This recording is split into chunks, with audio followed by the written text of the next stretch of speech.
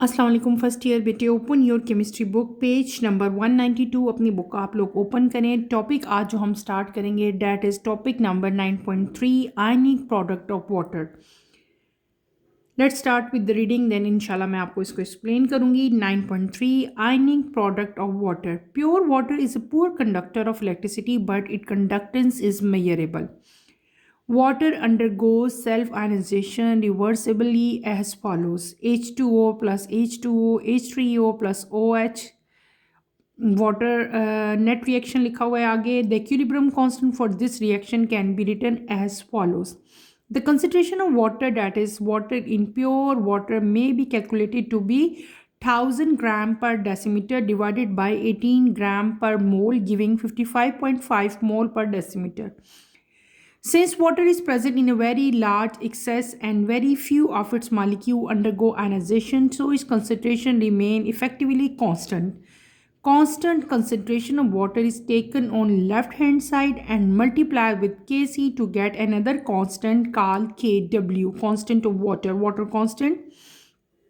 ये सारी क्वेश्चन बेटे मैं आपको ड्राइव करके एक्सप्लेन करूँगी, ऐसे आपको समझ नहीं आएगी. इसके बाद हम लोग पढ़ेंगे Kw is called ionic product of water और डिसएसोसिएशन कांस्टेंट ऑफ वाटर. तो मैं आपको बेटे ये ना ड्राइव करके पूरी इक्वेशन जो है समझाती हूँ. इस तरह से इसको रीडिंग करके आपको समझ नहीं आएगी. हमने क्या पढ़ा, हम जो टॉपिक अभी पढ़ रहे थे that is ionic product of water. ठीक है, आयनिक प्रोडक्ट ऑफ वाटर में हमने जो इक्वेशन हम ड्राइव करेंगे, आप लोग मेरे साथ ड्राइव करो. आप लोगों को इसकी अच्छी रीडिंग की जो है वो सारा मैं इस तरह एक्सप्लेन करती हूँ आपको रिटन फॉर्म में. आयनिक प्रोडक्ट ऑफ वाटर, इसको अंडरलाइन कर लें. हमने क्या पढ़ा, मैंने आपको भी रीडिंग करके बताया कि बेटे pure water is a poor conductor of electricity. जो प्योर वाटर है, जितना भी वाटर हम लोग यूज़ कर रहे हैं, वाटर से तो आप लोग सब फैमिलियर हो ना, H2O. तो प्योर वाटर जो है ये पुअर कंडक्टर है किसका, इलेक्ट्रिसिटी का. लेकिन इसकी कंडक्टेंस को हम लोग मेजर कर सकते हैं. क्या मतलब, सिंपल यहाँ पे जो बात आपकी लिखी हुई है क्या है कि प्योर वाटर जो है बेटे it is poor conductor of electricity but it's conductance is measurable. इसकी जो कंडक्टेंस है उसको हम लोग मेजर कर सकते हैं. वाटर जो है इसकी ये सेल्फ आयनाइजेशन इसकी हो जाती है. ठीक है, यानी कि पॉजिटिव आयन और नेगेटिव आयन में ये कन्वर्ट हो जाता है. और ये जो इसका सेल्फ आयनाइजेशन का प्रोसेस है, दिस इज रिवर्सिबल प्रोसेस. ये कौन सा प्रोसेस है बेटे, लेट आप मेरे साथ साथ इसको करें. हम लोग यहाँ पे सपोज ये क्या है हमारे पास, water H2O in liquid form. यहाँ पे फिर आप लोग कर लो वाटर, ये भी लिक्विड फॉर्म में है. ठीक है, ये प्रोसेस क्या है मैंने आपको बताया, रिवर्सिबल प्रोसेस है. और ये क्या प्रोसेस हम लोग कर रहे हैं, सेल्फ आयनाइजेशन का प्रोसेस है. वाटर जो है वो सेल्फ आयनाइजेशन जो है इसकी हो सकती है. Water undergo self ionization और प्रोसेस जो है वो रिवर्सिबल होता है. यहाँ से एक हाइड्रोजन आयन ब्रेक होगा, H अलग हो जाएगा, OH अलग हो जाएगा. ये H जो है ये H2O के साथ आके मिलेगा तो आपके पास क्या बन जाएगा, हाइड्रोनियम आयन यानी कि H3O प्लस. और यहाँ पे आपके पास क्या आ जाएगा, हाइड्रोक्सिल आयन आ जाएगा. और यहाँ पे हम क्या इसको करेंगे, एक्वस सोल्यूशन. और ये भी क्या आ जाएगा, AQ यहाँ पे आप मेंशन करेंगे. फिर आगे फर्दर अगर H2O को सिंपली अगर आपके पास एक मॉलिक्यूल है और उसने अगर ब्रेक डाउन होना है, देन वो रिएक्शन आपका कैसा होगा, H यानी कि पॉजिटिव आयन अलग हो जाएगा और हाइड्रोक्सिल आयन यानी कि नेगेटिव आयन जो है वो इसका सेपरेट हो जाएगा. इधर भी आप AQ मेंशन करेंगे, यहाँ पे भी आप क्या मेंशन करोगे, AQ मेंशन करोगे. तो ये हमने क्या कर लिया, नेट इसका जो है रिएक्शन हमने बताया किसका, आयनाइजेशन ऑफ वाटर का. ठीक है, इसके बाद हम लिखेंगे इक्विलिब्रियम कांस्टेंट. क्या, इक्विलिब्रियम कांस्टेंट वाटर का आप लोग कैसे लिखोगे मैं आपको बताती हूँ. इधर हम लोग EQUI, इसको क्या हो गया, EQUILIBRIUM, equilibrium constant, constant of water. ठीक है, इक्विलिब्रियम कांस्टेंट ऑफ वाटर को आप लोग किस तरह राइट करोगे, हमने किसी भी डिफरेंट चीज़ों के हमने जो है वो कांस्टेंट लिखे हैं. आपको पता है कांस्टेंट को किस साइन से हम रिप्रेजेंट करते थे, कैपिटल K के साथ. यहाँ पे हम C मेंशन करेंगे. प्रोडक्ट्स को हमेशा हम लोग क्या करते हैं, न्यूमिनेटर में लिखते थे, और जो हमारा रिएक्टेंट होता था उसको हम कहाँ लिखते थे, डिनोमिनेटर में लिखते थे। इसका मतलब है ये जो प्रोडक्ट है HOH, इनको मैं क्या लिख दूंगी, न्यूमिनेटर फॉर्म में लिखूंगी, ऊपर लिखूंगी, यहाँ पे प्लस शो करेंगे, यहाँ पे क्या आ जाएगा हमारा OH, और साथ क्या आ जाएगा नेगेटिव, डिवाइडेड बाय जो हमारा रिएक्टेंट है, रिएक्टेंट क्या है, वाटर, H2O।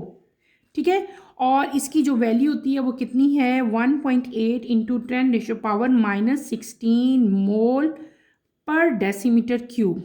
ये आपने याद रखनी है, ये कांस्टेंट की वैल्यू है वाटर का। जब इक्विलिब्रियम कांस्टेंट हम लोग लिखें तो उसकी वैल्यू जो है बेटे ये होती है। ठीक है, फिर मैंने आपको क्या बताया कि जो कंसंट्रेशन ऑफ वाटर है, वाटर इन प्योर, जो H2O है, ये जो हमने H2O लिखा है, इन प्योर वाटर में भी कैलकुलेटेड, इसको हम लोग कैलकुलेट कर सकते हैं किस तरह के, 1000 ग्राम को, यहाँ पे अगर आपके पास 1000 ग्राम हो, 1000 ग्राम को अगर हम 18 से डिवाइड करें तो हमारे पास जो वैल्यू आएगी वाटर की वो क्या आ जाएगी, वाटर की कंसंट्रेशन मैं बता रही हूँ किस तरह आप फाइंड कर सकते हैं वाटर की कंसंट्रेशन। तो वाटर की कंसंट्रेशन की जो वैल्यू आएगी वो कितनी आएगी, 55.5 आएगी। ठीक है, और वाटर जो है it is present in very large access. ठीक है, और वाटर के सिर्फ और सिर्फ बेटे वाटर के फ्यू मालिक्यूल्स जो हैं वो आयनाइजेशन के प्रोसेस से गुजरते हैं, सब नहीं गुजरते, सिर्फ मैंने क्या कहा, few of its molecules undergoes ionisation. So इसकी कंसंट्रेशन जो है वो क्या रहती है, वो ऑलमोस्ट जो है वो कांस्टेंट ही रहती है। तो कांस्टेंट कंसंट्रेशन ऑफ वाटर जो है, जब उसको हम लोग लेफ्ट साइड पे लेंगे और उसको Kc से मल्टीप्लाई करें तो हमारे पास एक और कांस्टेंट आता है। उस कांस्टेंट को हम लोग क्या कहते हैं, कांस्टेंट ऑफ वाटर, या वाटर कांस्टेंट कहते हैं। उसको हम लोग कैसे लिखते हैं, KW से लिखते हैं। क्या लिखते हैं, KW मैंने क्या कह लिया, दिस इज KW क्या चीज़ है, this is called ionic product of water, या इसको हम लोग क्या कह सकते हैं, डिसएसोसिएशन कांस्टेंट ऑफ वाटर। ठीक है, इसको आप लोग कैसे, इसको हम लोग कैसे लिखेंगे, हम लिखेंगे, इसको कैसे फाइंड करते हैं, इसको फाइंड करने का जो हमारे पास फॉर्मूला है KW को फाइंड करने का, वो मैं आपको सारा बताऊंगी। अब देखो ये KW क्या चीज़ है, मैंने भी आपको बताया, this is called ionic product. क्या कहते हैं इसको हम लोग, आयनिक प्रोडक्ट ऑफ वाटर। ठीक है, KW क्या चीज़ है, KW is known as ionic product of water. ये आपने याद रखना है, KW क्या चीज़ होगी, आयनिक प्रोडक्ट ऑफ वाटर, या इसको हम लोग क्या कह सकते हैं, डिसएसोसिएशन ऑफ, डिसएसोसिएशन कांस्टेंट भी कह सकते हैं, डिसएसोसिएशन कांस्टेंट ऑफ वाटर इसको हम लोग कह सकते हैं। ठीक है, और इसको आप लोग कैसे फाइंड ऑफ करोगे, देखो हम क्या करेंगे, हमने ऊपर Kc लिखा था, Kc कि अगर ये यहाँ पे डिवाइड हो रहा है और उसको मैं ऊपर ले जाऊंगी तो क्या हो जाएगा, मल्टीप्लाई हो जाएगा। इसका मतलब है ये क्या आ जाएगा, H2O आ जाएगा, और ये किसके इक्वल था, हाइड्रोक्सिल आइन, और साथ क्या था, हाइड्रोजन आइन। ऐसे ही था, मैंने सिंपल क्या किया बेटे, ये यहाँ पे क्या था, डिवाइड हो रहा था, इसको मैं ऊपर लेगी तो ऊपर जाके ये क्या हो जाएगा, Kc के साथ मल्टीप्लाई हो जाएगा। अब इनकी वैल्यूज पुट करें, वाटर की Kc की वैल्यू क्या आई थी, अभी हमने निकाली थी, 1.8 इंटू 10⁻⁻16 ये वैल्यू थी। ठीक है, वाटर की अभी मैंने आपको बताई है कि वाटर का जो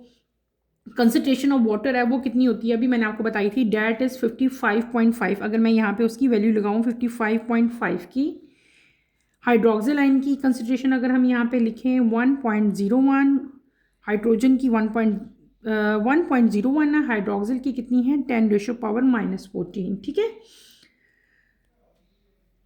तो ये हमारे पास सिंपल क्या आ जाएगा, ये हमने ऐसे ही आपने जो है इसको कर लेना है। और ये जो हमारे पास वैल्यू आई है ना 1 इंटू 10⁻⁻14, इस वैल्यू को हम लोग क्या कहते हैं, this value is known as KW of water. और ये कब होगी, जब आपके पास 25 डिग्री सेंटीग्रेड टेम्परेचर होगा। ठीक है, क्लियर हो गया।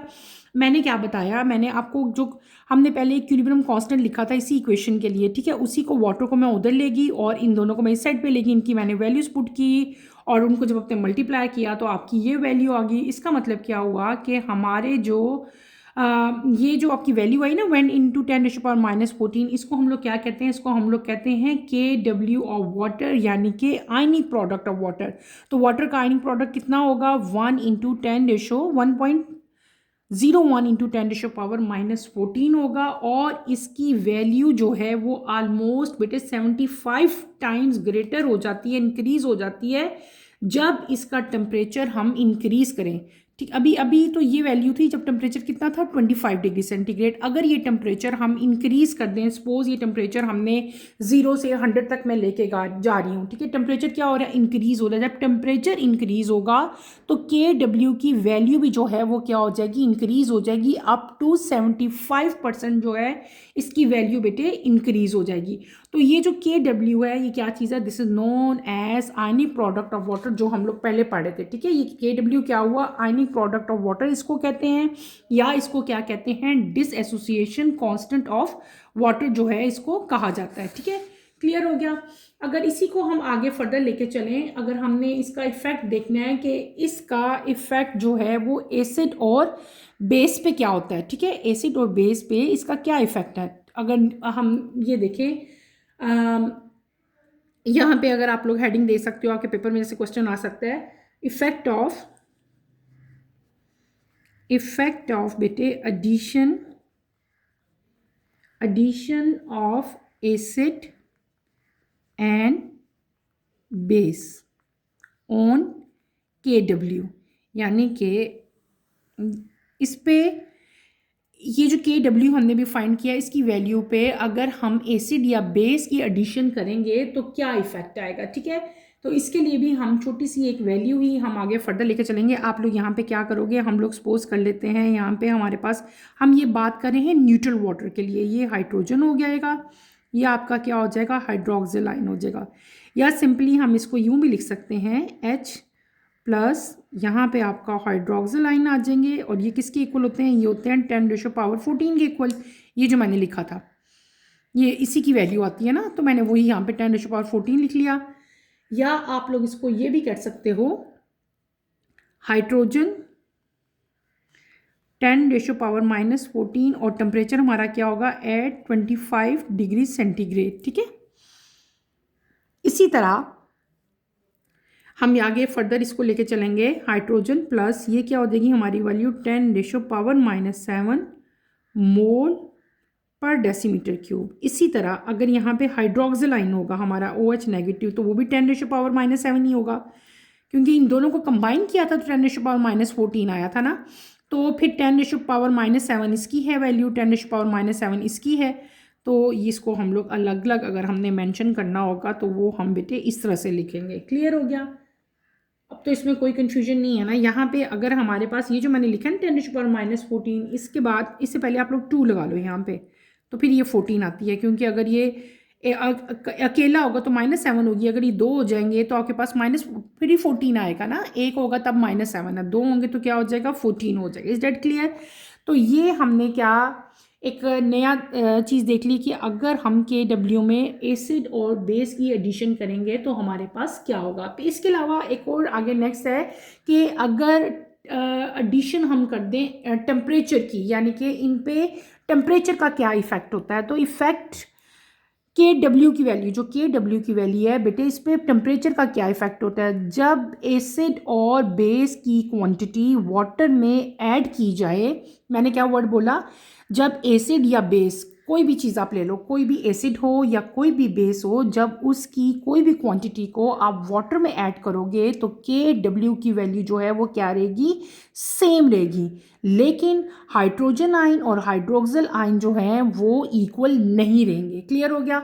मैंने आपको क्या कहा कि अगर हम लोग व्हेनेवर, कभी कभी जब आप लोग कोई भी क्वांटिटी एसिड की या बेस की बेटे वाटर में ऐड करोगे तो KW की वैल्यू जो है वो क्या रहेगी, सेम रहेगी।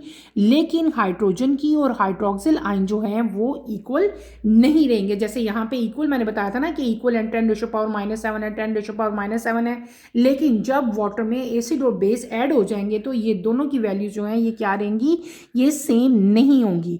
अगर हम अब यहाँ पे 2 चीज़ें हैं, मैंने क्या कहा, एसिड या बेस। अगर हम लोग वाटर में small amount of acid add कर दें, ठीक है, क्या इफ़ एडिशन हम क्या ऐड करें, अगर हमने ऐड कर दिया एसिड, ठीक है, अगर हम एसिड ऐड करेंगे तो हाइड्रोक्सिल आयन की जो वैल्यू है बेटे वो क्या हो जाएगी, ग्रेटर हो जाएगी एज़ कंपेयर टू OH, यानी कि हाइड्रोजन जो आयन है उसकी वैल्यू हाइड्रोक्सिल से कम मतलब ज़्यादा हो जाएगी। इसी तरह अगर हम लोग ऐड करेंगे फ्यू ड्रॉप्स ऑफ बेस, क्या ऐड कर लेंगे, अगर हम लोग बेस ऐड कर लेंगे तब क्या हो जाएगी, आपका जो हाइड्रोक्सिल आयन है वो ग्रेटर हो जाएगा as compared to hydrogen ion. Clear हो गया।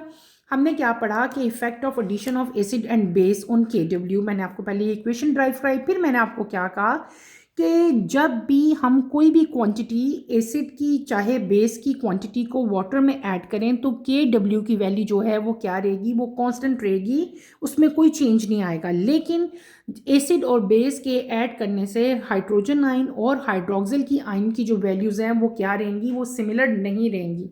अगर हम वाटर में few drops of acid add करेंगे तो हाइड्रोक्सिल आयन की जो वो है अमाउंट है या मतलब जो भी इसकी वैल्यू आई थी वो क्या हो जाएगी, ग्रेटर हो जाएगी as compared to hydroxyl ion.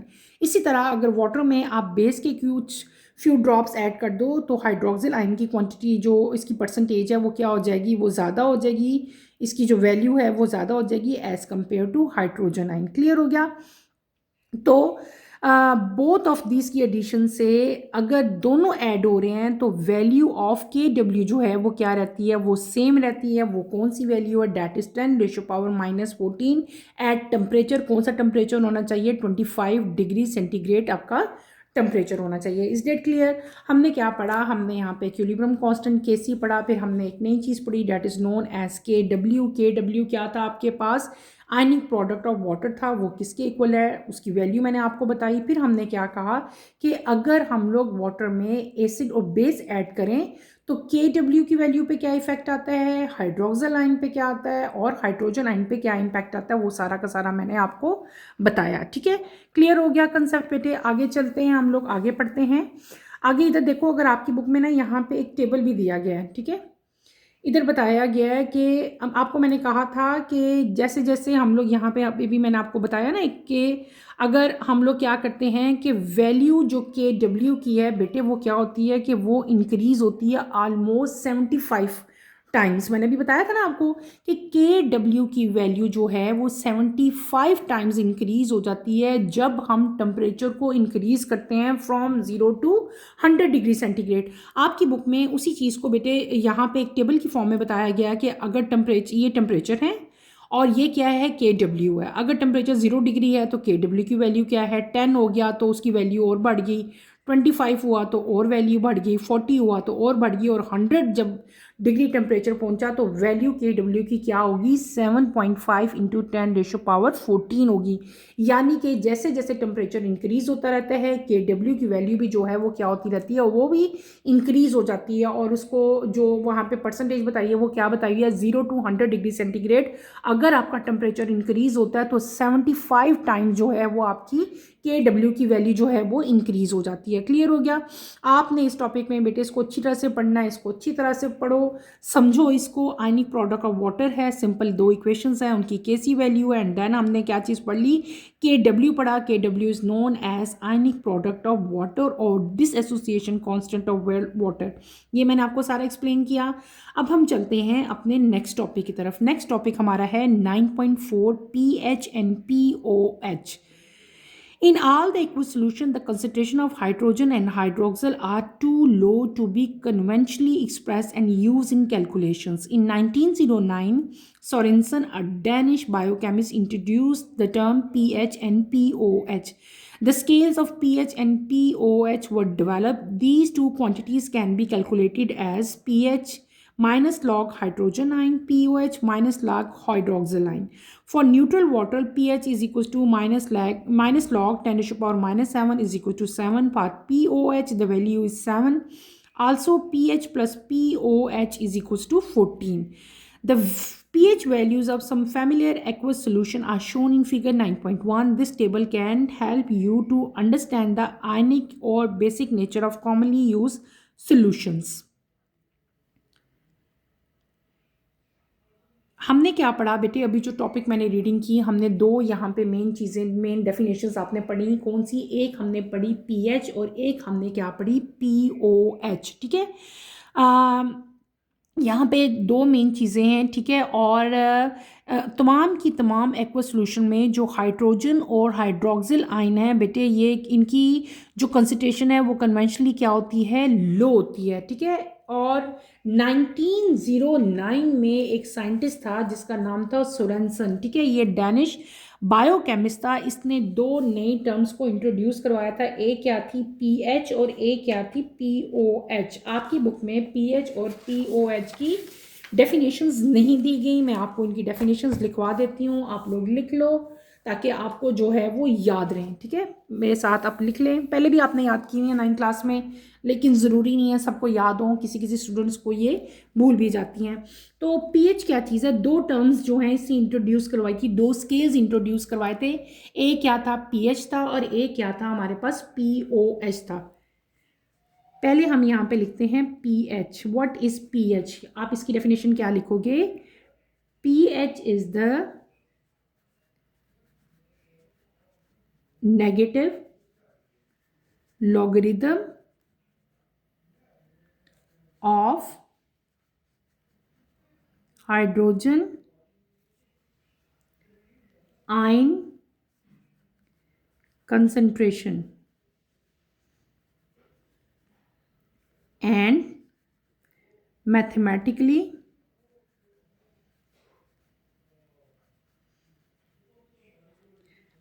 इसको हम किस तरह रिप्रेजेंट करते हैं, हम रिप्रेजेंट करते हैं pH is equals to minus log hydrogen ion, ठीक है। इसको हम इस तरह से लिखेंगे। इसकी डेफिनेशन क्या होगी, pH is the negative logarithm of hydrogen ion concentration and mathematically pH is equals to minus log hydrogen ion. Clear है, ये डेफिनेशन आप लोग अपनी अपनी नोटबुक्स में उतार लो, इसको आपने एज इट इज़ ही याद करना है। इसके अलावा फिर दूसरी टर्म जो उसने इंट्रोड्यूस करवाई थी, that is known as pOH, ठीक है। यहाँ पे पी जो है वो आप स्मॉल लिखोगे, पीओएच, ठीक है। ऐसे इसको वैसे लिखते हैं पीओएच, ठीक है। मैंने गलती से ऐसे लिख दिया पीओएच। अब इसकी डेफिनेशन क्या है, आप यहाँ पे लिखोगे सिंपल पीओएच, ठीक है, is the negative logarithm RITHM logarithm of, यहाँ पे आप लोग क्या लिखोगे, हाइड्रो ऑक्साइड, ठीक है, हाइड्रो HYDROXIDE आयन कंसंट्रेशन, ठीक है। ये डेफिनेशन इसकी है। और मैथमेटिकली इसको हम लोग किस तरह एक्सप्रेस करेंगे, मैथमेटिकली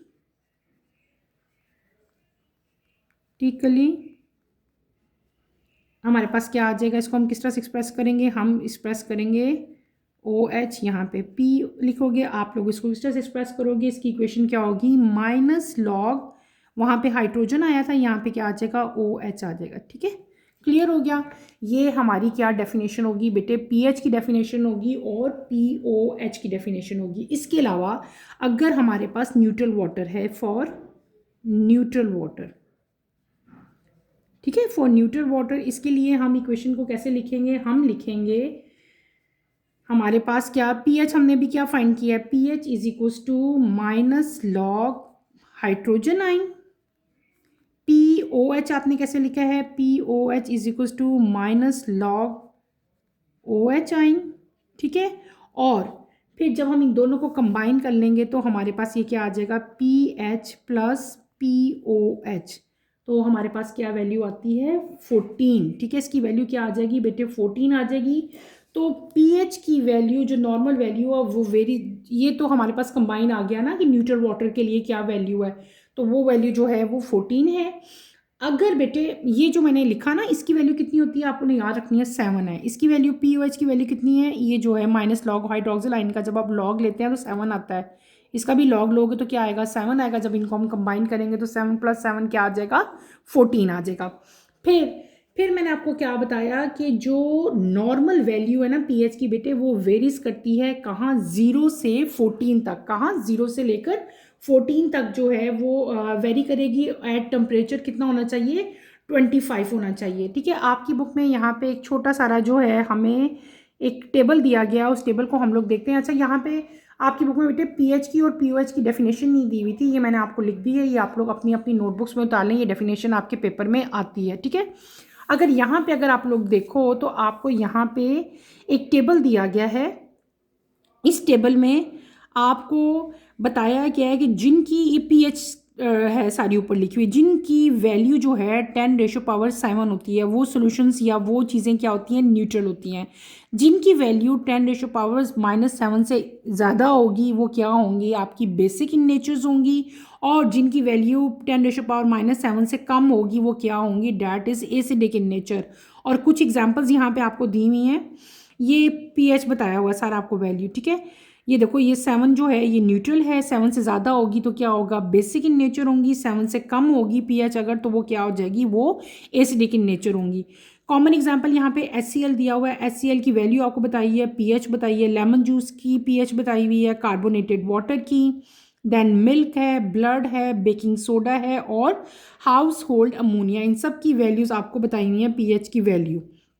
इसी तरह अगर नीचे आओ, यहाँ पे जो हमारे स्टमक के अंदर एसिड होता है बेटे उसकी पीएच बताई हुई है कितनी होती है, 1 2 3, यानी कि that is acidic in nature. हम कहते हैं ना स्टमक एसिडिटी हुई हुई है, स्टमक का जो एसिड है उसकी वैल्यू कितनी है, 1 2 3। 7 से कम होगा तो वो क्या होगा, एसिडिक इन नेचर होगा। इसी तरह विनीगर की वैल्यू कितनी होती है, पीएच 2.4 टू 3.4। आगे बियर देखो, बियर की पीएच वैल्यू कितनी है, 4 टू 4.5। सबकी वैल्यू 7 से कम है, इसका मतलब ये सब क्या है, एसिडिक इन नेचर है, ये तमाम के तमाम जो है एसिड्स हैं। यहाँ पे अगर आप लोग आओ तो यहाँ पे आपको दी हुई है सी वाटर की pH value 7 to 8.3, milk of magnesia की दी हुई है पीएच वैल्यू 10⁻⁻5 और सोडियम हाइड्रोक्साइड की पीएच वैल्यू दी हुई है 14। इन सब की वैल्यू 7 से ज़्यादा है, तो इसका मतलब है they are basic in nature, ये बेसिस हैं सारी, और ये क्या हैं, they are acids in nature. Clear हो गया।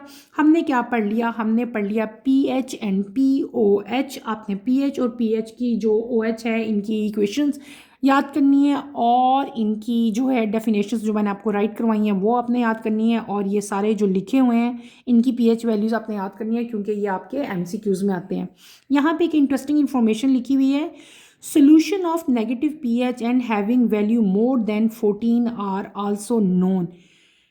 कुछ ऐसे वैल्यूज़ भी पता हैं बेटे जिनकी वैल्यू, कुछ ऐसे सॉल्यूशंस भी पता चल चुके हैं जिनकी वैल्यू, अभी तक तो हमें यही पता था ना कि जो जिनकी 7 है वो न्यूट्रल हैं, 7 से कम वैल्यू है तो एसिड्स हैं, 7 से ज़्यादा हैं तो अप टू 14 है तो वो क्या है, बेसिक इन नेचर हैं या वो बेस हैं। लेकिन अब कुछ सॉल्यूशंस ऐसे भी मिले हैं जिनकी पीएच वैल्यू जो है वो नेगेटिव में है या उनकी वैल्यू जो है वो 14 से भी अबव है। क्लियर हो गया। आगे चलते हैं बेटे, यहाँ पे हमें एक सैम्पल प्रॉब्लम दिया गया है 9.1। In a solution the pH is 9.2, determine the ionic product of water KW at 25 degree centigrade. यहाँ पे हमें टेम्परेचर गिवन है, पीएच गिवन है, आपने क्या फाइंड करना है, आपने फाइंड करना है आयनिक प्रोडक्ट ऑफ वाटर। कैसे फाइंड करेंगे, पहले हम फाइंड करेंगे पीओएच। कहाँ से फाइंड करेंगे, पीएच से, ठीक है। हमें यहाँ पे पीएच पहले दे दी है, पीओएच नहीं है, तो हमने पीओएच फाइंड करनी है। पीओएच किसके इक्वल होता है, हमने यहाँ पे फॉर्मूला पढ़ा था, अभी कौन सा फॉर्मूला पढ़ा था, अगर आपको याद हो मैंने यहाँ पे राइट करवाया था, pH plus pOH is equal to 14। तो पीओएच फाइंड करना है तो पीएच यहाँ पे प्लस है, वहाँ पे जाके क्या हो जाएगा, माइनस हो जाएगा ना।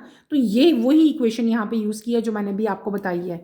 पीएच को हम उस साइड पे ले आएंगे, 14 में से सब्ट्रैक्ट कर देंगे तो हमारे पास क्या आ जाएगी, पीओएच की वैल्यू आ जाएगी। अब हम क्या करेंगे, हम फाइंड करेंगे हाइड्रोक्सिल आयन का पीएच, ये ओएच और 10⁻⁻ पीएच, ठीक है, जो आपकी वैल्यू आई है हमारे पास, उसका हमने लॉग लिया और फिर आपने उसी को आगे वैल्यू तो आपने पुट कर ली है ना, अब आगे आप लोग खुद कर लो। इसका भी इसी तरह हम एंटी लॉग लेंगे, ठीक है, कैलकुलेटर से आप वैल्यू पुट करो, आपका आ जाएगा, ठीक है, सिंपली। और वही आपकी क्या आ जाएगी, हाइड्रोक्सिल आयन की आपकी कंसंट्रेशन आ जाएगी, ठीक है। क्या कंसंट्रेशन आएगी आपकी, 1.6 इंटू 10⁻⁻5। नेक्स्ट आपका सैम्पल प्रॉब्लम है 9.2, the ionic product of water at certain temperature is KW 1 into 10⁻⁻14 at temperature 25 degree centigrade. If concentration of hydrogen ion in a solution is 1 into 10⁻⁷, calculate the concentration of hydroxyl ion, the pH and pOH of the solution. Very easy numerical, एक दफ़ा वैसे orally मैं आपको बता देती हूँ, बहुत easy है। आपने क्या फाइंड करना है, हाइड्रोक्सिल आयन की कंसंट्रेशन फाइंड करनी है, सिंपल KW की वैल्यू लगा के। दूसरा पीएच फाइंड करना है और पीओएच। पीएच और पीओएच कैसे फाइंड करना है, जैसे मैंने अभी उनकी मैथमेटिकल इक्वेशन लिख के दिखाई थी, बिल्कुल वैसे ही आप लोग फाइंड करोगे। K W is equals to hydrogen और हाइड्रोक्सिल आयन। के डब्ल्यू की वैल्यू आपको पता है, हाइड्रोजन की आपको दी हुई है, हाइड्रोक्सिल की आपने फाइंड करनी है। ये यहाँ पे मल्टीप्लाई हो रहा है, वहाँ पे लेके आओगे तो क्या हो जाएगा, डिवाइड हो जाएगा। सिंपल डिवाइड करो तो किसकी वैल्यू आ जाएगी, ओ एच आइन की वैल्यू आ जाएगी। फिर हमने क्या कैलकुलेट करना है, पीएच कैलकुलेट करना है। पीएच का बेटे अभी मैंने मैथमेटिकल इसकी फॉर्म लिखवाई थी, pH is equals to minus log hydrogen ion. Hydrogen ion की यहाँ पे वैल्यू पुट करो तो क्या वैल्यू आ जाएगी, 7। इसी तरह हम हाइड्रोक्सिल आइन यहाँ पे लिखेंगे और उसकी भी वैल्यू हमें पता ही है क्या होती है, 7 होती है, 7 ही आएगी। और फिर आपने सिंपल यहाँ पे क्या लिख देना है, आपने 7 वैल्यू जो है वो लिख देनी है। नेक्स्ट आपका है क्विक चेक 9.2। क्विक चेक इंशाल्लाह मैं आपको कमिंग लेक्चर में कंप्लीट करवाऊंगी। अभी आज के लिए बेटे इतना ही काफ़ी है। कमिंग लेक्चर में इंशाल्लाह मैं क्विक चेक 9.2 को कंप्लीट करवाऊंगी। कमिंग लेक्चर की नोटिफिकेशन के लिए आप चैनल को शेयर करें, लाइक करें और सब्सक्राइब करें और मुझे यहीं पे इजाज़त दें। इंशाल्लाह नेक्स्ट लेक्चर में आपसे दोबारा मुलाकात होगी। टिल देन अल्लाह हाफिज़। फर्स्ट ईयर टेक केयर बेटे, अपना ख्याल रखिएगा। अल्लाह हाफिज़।